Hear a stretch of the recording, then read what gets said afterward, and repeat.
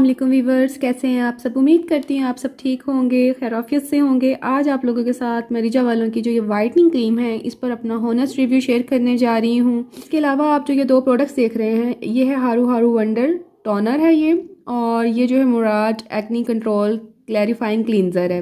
ये मैं इसके साथ यूज़ करती रही हूँ। ये दोनों प्रोडक्ट बहुत ही अच्छे हैं, बहुत अमेजिंग रिजल्ट्स हैं इनके। इंशाल्लाह ताला मैं आप लोगों के साथ जो है नेक्स्ट वीडियो में अपना एक्सपीरियंस शेयर करूंगी इन पर।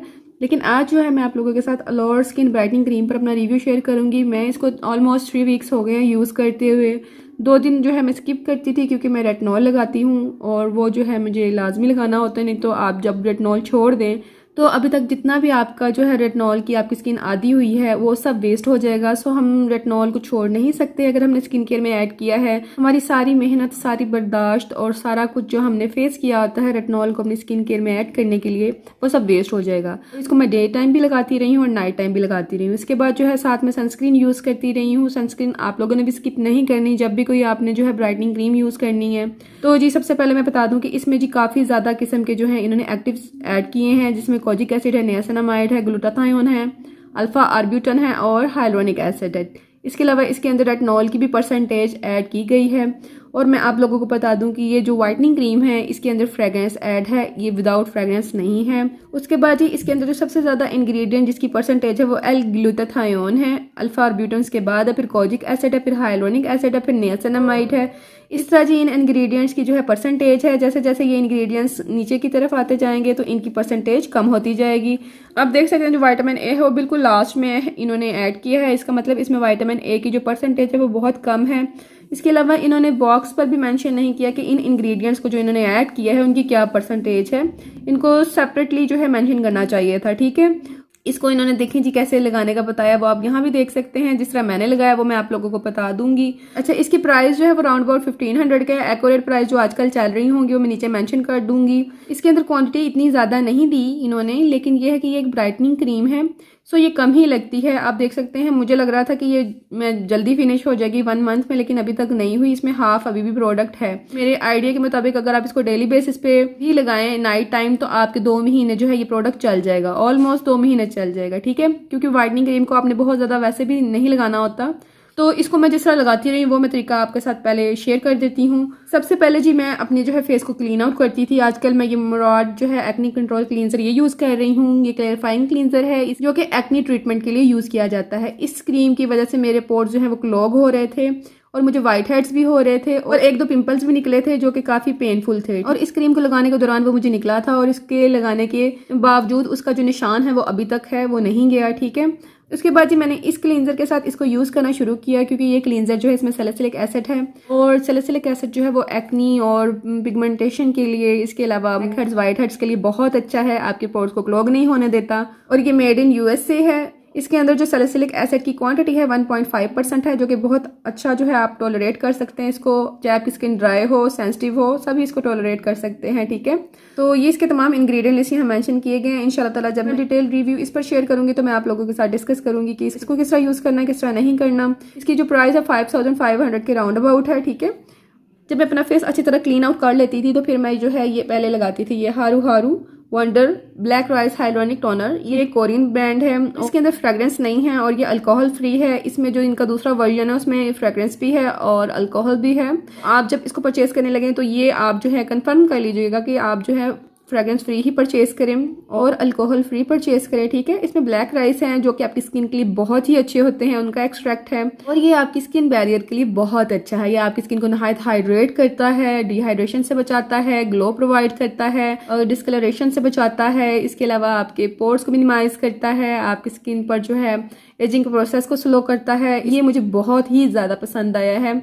इंशाल्लाह ताला इस पर भी डिटेल रिव्यू नेक्स्ट आपके साथ शेयर करूंगी। मैं इतने अच्छे प्रोडक्ट के साथ जो है इस स्किन ब्राइटनिंग क्रीम को यूज़ कर रही थी और फिर भी मुझे जो है इस क्रीम को यूज़ करके जो है बिल्कुल भी जो है एक सेटिस्फेक्शन होती है एक अच्छे प्रोडक्ट को यूज़ करके, जैसे कि इसको यूज़ करके मुझे हुई है, वो इससे मुझे यूज़ करके बिल्कुल नहीं हुई। मुझे डिसअपॉइंटमेंट हुई है क्योंकि जिस तरह इन्होंने बहुत ज़्यादा क्लेम किए हुए कि अलोर ब्यूटी क्रीम को लगाने से आपकी स्किन पर जो है बहुत ज़्यादा ज़बरदस्त रिजल्ट देती है, ये आपकी स्किन एकदम से ब्राइट हो जाती है, आपकी स्किन पर पिगमेंटेशन ख़त्म हो जाती है, डिस्कलरेशन दूर हो जाती लगती है मैजिकल क्रीम है, ऐसा कुछ भी नहीं है, ठीक है। एक सिंपल वाइटनिंग ब्राइटनिंग क्रीम है। इसके इंग्रेडिएंट्स अच्छे हैं, इसके अंदर स्टेरॉइड ऐड नहीं किए गए हैं जो कि इसका प्लस पॉइंट है, लेकिन इसके अंदर फ्रेग्रेंस भी है। और इसके जो इंग्रेडिएंट हैं उनके जो है इन्होंने परसेंटेज किसी भी इंग्रेडिएंट की मेंशन नहीं की, जो कि पता ना चाहिए, क्योंकि जब तक हमें परसेंटेज का आइडिया नहीं होगा हमें कैसे पता चलेगा ये प्रोडक्ट इफेक्टिवली हमारी स्किन पर वर्क करता है, क्योंकि सब लोगों की जो स्किन टाइप्स हैं वो डिफरेंट होती हैं। ऑयली स्किन पर जो प्रोडक्ट है वो और तरह वर्क करेगा, ड्राई स्किन पर और तरह वर्क करेगा। सो हमें परसेंटेज का आइडिया होना चाहिए कि इसमें किसी इंग्रेडिएंट की क्या परसेंटेज है, जो कि आप लोगों को बॉक्स पे मेंशन करनी चाहिए या अपने वेबसाइट पे मेंशन करनी चाहिए। एनीवेज इसका टेक्सचर अच्छा है, इसकी एप्लीकेशन अच्छी है, इसको लगाएं तो डिहाइड्रेशन फील नहीं होती। वैसे भी मैं जब भी वाइटनिंग क्रीम यूज़ करूँ उसके ऊपर जो है मैं लाजमी जो है मॉइस्चराइजर अप्लाई करती हूँ, नहीं तो मेरी स्किन जो है वो ड्राई हो जाती है, क्योंकि मेरी स्किन ड्राई है। मैं इसको डे टाइम भी लगाती रही हूँ, वैसे मैं इसको नाइट टाइम भी लगाती रही हूँ। नाइट टाइम मैंने इसको ज़्यादा देर यूज़ किया है, डे टाइम में मैंने 1-2 दफ़ा अप्लाई करके देखना चाहती थी कि कितनी सेंसिटिविटी क्रिएट करती है अगर हम जो है इसे डे टाइम लगाएं। ये आपकी स्किन को सेंसिटिव करती है लेकिन इतना एक्सट्रीमली नहीं करती, ठीक है। लेकिन इसका एक इशू है कि इससे पोर्स जो है वो क्लॉग होते हैं। पर्जिंग का जो प्रोसेस है वो आहिस्ता आहिस्ता खत्म हो जाता है, लेकिन जब तक मैं इसको लगाती रही इससे जो है मेरे पोर्स जो है वो क्लॉग हो गए थे, उस पर वाइट हेड्स बनने लग गए थे फेस पर, फोरहेड पर। तो ये चीज़ मुझे बहुत ज़्यादा इरिटेट कर रही थी, हालांकि मैं इतने अच्छे प्रोडक्ट के साथ इन्हें यूज़ कर रही हूँ। वैसे तो मैं स्किन ब्राइटनिंग क्रीम के वैसे ही खिलाफ हूँ, लेकिन फिर भी मैं इसको पूरे प्रिकॉशंस के साथ यूज़ कर रही थी कि मेरी स्किन को कोई यानी कि हार्म ना पहुंचे एक वाइटनिंग क्रीम से। लेकिन फिर भी जो है इसके रिजल्ट मुझे वैसे नहीं मिले जैसे कि लोगों ने क्लेम किए हुए थे, ठीक है। हाँ, अगर आपकी स्किन पर हल्का फुल्का सन टैन हो तो ये इफेक्टिवली उसको दूर कर देगी ऑलमोस्ट 25 डेज के बाद। ये नहीं कि आपने रात को लगेगा और सुबह आपकी स्किन बिल्कुल ठीक हो जाएगी, ऐसा कुछ भी नहीं होता।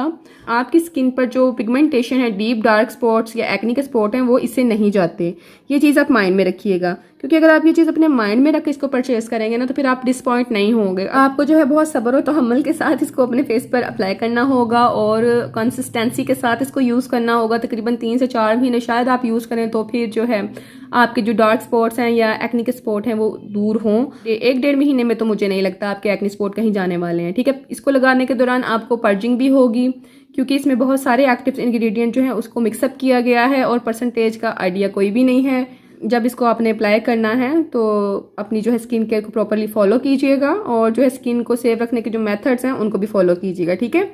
सनस्क्रीन स्किप नहीं करनी ताकि आपकी स्किन को जो है बिल्कुल भी सनबर्न ना हो, और मॉइस्चराइजर को बिल्कुल भी स्किप नहीं करना ताकि आपकी स्किन ड्राई ना हो, ठीक है। इसके अलावा जी ये क्रूल्टी फ्री है, तो मुझे ऐसा इसमें कोई ऐसा इशू नज़र नहीं आया। आप इसको यूज़ करना चाहते हैं ज़रूर यूज़ कीजिए, इंग्रेडिएंट सेव हैं, बट इसके अंदर फ्रेग्रेंस बिल्कुल भी नहीं होनी चाहिए थी। बिल्कुल भी फेस के जो मॉइस्चराइजर्स हैं, सीरम्स हैं, उनमें फ्रेग्रेंस नहीं होनी चाहिए और नए एक्टिव इंग्रेडिएंट के साथ इन्होंने फ्रेग्रेंस ऐड की हुई है। आपकी स्किन को वैसे ही एक्टिव इंग्रेडिएंट जो हैं वो सेंसिटिव करते हैं, तो अगर आप इतनी फ्रेग्रेंस के साथ यूज़ करेंगे तो वो आपकी स्किन को मजीद सेंसिटिविटी क्रिएट करेगी आपकी स्किन पर। ब्रांड्स हैं, इनको चाहिए कम से कम इनकी जो है फार्मूलेशन पर तो ध्यान दें और इस तरह की जो है मिसहैप मत किया करें कि फ्रेग्रेंस ऐड कर दें। अगर आप फ्रेग्रेंस वाले प्रोडक्ट्स को अवॉइड करते हैं फिर इसको मत परचेज कीजिएगा। रिकमेंडेशन की बात आए तो इसको जी आप लोग ऑयली स्किन वाले भी यूज़ कर सकते हैं, ड्राई स्किन वाले भी यूज़ कर सकते हैं, नॉर्मल स्किन वाले भी यूज़ कर सकते हैं। सेंसिटिव स्किन वालों को मैं रेकमेंड नहीं करूंगी, इसमें फ्रेग्रेंस है, और उन लोगों को भी रेकमेंड नहीं करूंगी जिनको फ्रेग्रेंस से जो है एलर्जी है, वो भी मत यूज़ कीजिएगा। अगर आपके फेस पर सन टैन है और आपका कलर कंप्लेक्शन लाइट है तो आपको जो है रिजल्ट नज़र आएंगे, लेकिन अगर आपका डार्क कंप्लेक्शन है थोड़ा सा या आपका जो है गंदमी रंग है तो उस पर इतनी जल्दी इसके रिजल्ट नहीं नज़र आएंगे। लेकिन अगर आपके फेस के डीपर लेयर्स में एक्नी के स्पॉट्स हैं, एक्नी के निशानात हैं, तो वो नहीं इससे दूर होंगे। तो उसके लिए जो है मजीद मुझे इस पूरी टिप को ख़त्म करके देखना पड़ेगा कि क्या एक्नी के निशानात जाते हैं या नहीं जाते, ठीक है। मेरा इस प्रोडक्ट के साथ जो एक्सपीरियंस जो है कुछ ख़ास नहीं गया। मुझे उस प्रोडक्ट को यूज़ करने का मज़ा ही नहीं आता जिसमें फ्रेग्रेंस हो, क्योंकि फेस पर जो है मैं फ्रेग्रेंस फ्री प्रोडक्ट जो है वही प्रेफर करती हूँ। लेकिन आप लोगों की खातिर, आप लोगों के लिए मैं लाजमी चेक ज़रूर करती हूँ प्रोडक्ट को लगा के कि मुझे आप लोगों को रेकमेंड करना चाहिए या नहीं करना चाहिए। कोई इसने जो है एकदम से स्किन को ब्राइट नहीं कर दिया, कोई इसने मेरे एक्नी स्पॉट्स जो पहले हैं उनमें से किसी को भी दूर नहीं किया। आप में से अगर कोई इसको ट्राई आउट करना चाहता है तो इट्स अप टू यू, आप ट्राई कर सकते हैं, ठीक है। उसके बाद ये बात की जाए इसके टेक्सचर की, तो इसका टेक्सचर मैं आप लोगों को दिखा देती हूँ। इससे पहले भी मैंने जो लास्ट टाइम वीडियो शेयर की थी जब मैंने इसको परचेज़ किया था, तो वो भी मैंने आप लोगों के साथ शेयर तो किया हुआ वैसे, लेकिन फिर भी अगर आप न्यू हैं और आप फर्स्ट टाइम ये वीडियो देख रहे हैं तो मैं दोबारा आप लोगों के साथ इसका टेक्सचर शेयर कर देती हूँ। तो जब आप अपने फेस पे लगाएं तो हल्का सा कूलिंग का इफेक्ट आता है, ठीक है, और क्विकली इब्जॉर्ब हो जाती है। Non greasy non shiny look है इसका। तो अप्लाई करने के बाद जब ये इब्जॉर्ब हो जाए तो आपने अपने फेस पर अप्लाई कर लेना है मॉइस्चराइज़र, जो कि आपने कभी भी स्किप नहीं करना, ठीक है। आप किसी भी ब्रांड का यूज़ कर सकते हैं। आपकी स्किन ऑयली है तो आप जेल बेस्ड कर लें, अगर आपकी स्किन ड्राई है तो आप जो है थोड़ा सा थिक मॉइस्चराइजर अप्लाई कर लें। इस तरह का जी ये लुक देती है, आप देख सकते हैं बिल्कुल भी शाइन नहीं आ रही। बाज़ का ऐसा होता है कि हम कोई ऐसा मास्क अप्लाई करते हैं जिससे हमारे फेस पर जो है मिंट जैसी कूलिंग सेंसेशन आती है, हल्की सी जैसे कूलिंग का एहसास होता है, तो हल्का सा ऐसे होता है अप्लाई करने के बाद। इसको सबसे पहला स्टेप है क्लींजर, आपने अच्छी तरह क्लींजिंग करनी है। और अगर मैंने मेकअप किया हो या मैं चाहती हूँ कि मैंने डबल क्लींजिंग करनी है तो मैं प्योरिटो वाला जो है क्लींजर यूज़ करती थी, उसके बाद अपना ये वाला क्लींजर। नेक्स्ट जो है मैं टोनर अप्लाई करती थी और सेकंड लास्ट के तौर पर इसको जो है पूरे फेस पर डॉट्स की सूरत में अप्लाई करती थी और आंखों पर भी लगाती थी, नेक पे भी लगाती थी और उसके बाद जो है अपने फेस पर इसको अच्छी तरह जो है टैपिंग मोशन में एब्जॉर्ब कर लेती थी। लास्ट स्टेप जो होता है वो मेरा हमेशा मॉइस्चराइजर होता है और उसको मैं कभी भी स्किप नहीं करती। अगर आप स्किन एजिंग के प्रोसेस को स्लो करना चाहते हैं तो आप लोगों ने जो है सनस्क्रीन कभी भी स्किप नहीं करनी, ठीक है। चाहती थी कि मैं अच्छी तरह इसको यूज़ कर लूँ क्योंकि इसके बहुत ही हाइप जो है मैंने जो है रिव्यू सुने थे, तो मैं नहीं चाहती थी कि ऐसी कोई भी इन्फॉर्मेशन जो आपको बाद में डिसअपॉइंट करे मैं प्रोवाइड करूँ और मैं आप लोगों को जल्दी जल्दी जो है इस पर अपना रिव्यू शेयर कर दूँ कि नहीं नहीं जी ये बहुत अच्छे रिजल्ट देती है, आप ये एक मैजिक क्रीम है आप इसे यूज़ कर लें। ऐसा नहीं होता। वैसे भी जो स्किन केयर प्रोसेस है ये एक स्लो प्रोसेस है, स्लो प्रोसीजर है। आपको अपने अंदर बहुत सी टॉलरेंस पैदा करनी पड़ती है, जैसे कि आपको वेट लूज करते हुए जो है बहुत बर्दाश्त के साथ चलना पड़ता है, बहुत चीज़ों को जो है स्किप करना पड़ता है, अपनी रूटीन चेंज करनी पड़ती है। इसी तरह जो स्किन केयर है उसमें भी आप लोगों को जो है बहुत ज़्यादा बर्दाश्त के साथ सब्र के साथ चलना पड़ता है। सो अगर आप जो है इसको ट्राई आउट करना चाहते हैं तो इसको 2 से 3 महीने लगा के देख लीजिए। अगर आपको रिजल्ट मिले हैं तो आप मुझसे शेयर कर सकते हैं कमेंट सेक्शन में। तो जी ये था आज का रिव्यू, उम्मीद करती हूँ आप लोगों को अच्छा लगा होगा। अगर अच्छा लगा हो तो जी लाइक कीजिएगा, चैनल को सब्सक्राइब करना मत भूलिएगा, बेल आइकन का बटन क्लिक कर लीजिएगा। अपनी दुआओं में याद रखिएगा, अपना बहुत सा ख्याल रखिएगा। टेक केयर, अल्लाह हाफिज़, बाय बाय।